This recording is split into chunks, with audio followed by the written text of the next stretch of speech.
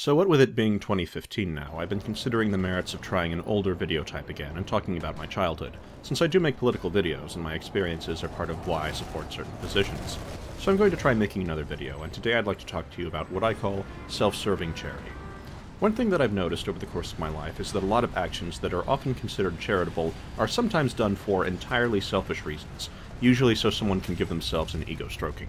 I wouldn't particularly care all that much, but the objective of that pat on the back is often so important that it overrides actually doing something useful, and this regularly goes to the extent of deliberately sabotaging someone else's progress and aggressively preventing success from happening.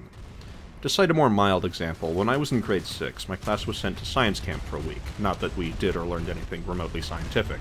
One of the activities we had to partake in was making sure during each meal we ate everything that was on our plates and there was no food waste, with a requirement to throw all leftovers into a large garbage bin, after a lecture about how starving children in Africa didn't have food, so we should be thankful we had a meal and shouldn't waste it.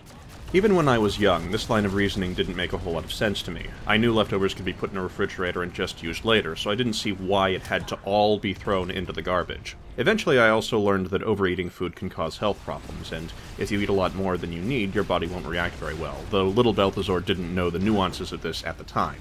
I suppose if I were to give the benefit of the doubt, the objective of this exercise was to get people to put less food out on their plate, but that's not the result of what happened. What I saw was a lot of people trying to cram down food and someone sitting next to me, urging me to eat everything even if I was full. There was no presentation about, say, telling apart how hungry you think you are from how much food you actually need. There was no presentation about saving leftovers for later use, or anything remotely similar. In fact, quite the opposite. We had to throw everything into a trash can before leaving. We weren't even allowed to take any leftovers out and eat it later. It had to be thrown away.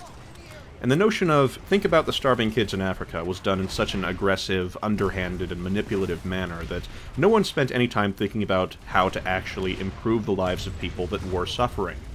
I found it perplexing at the time, but nowadays looking back, I see the whole thing as nothing but a guilt trip under some misguided notion that forcing children to overeat and discard usable leftovers will somehow teach them responsibility and help starving children.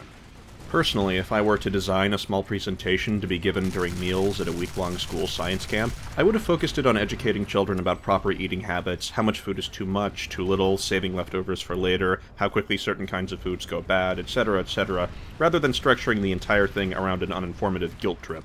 For the purpose of teaching children to appreciate what they have and be charitable to others, it can be helpful to tell them how good they have it in comparison, but not in such a blatantly manipulative and heavy-handed manner where a bunch of people overeat, do nothing productive, and all I could do at the time was feel it made no sense. A similar incident happened in my first year of high school. I walked into an office and came across someone in a chair knitting. She said she was making scarves for children that had cancer and asked if I'd make one. I said no thank you, and her response was, "Why not? Why don't you care about the children with cancer?" To which I responded, "Why not donate some money to cancer research instead?" I then received a bunch of yelling about how I was sociopathic because I didn't care about comforting the poor children. Won't you think of the children?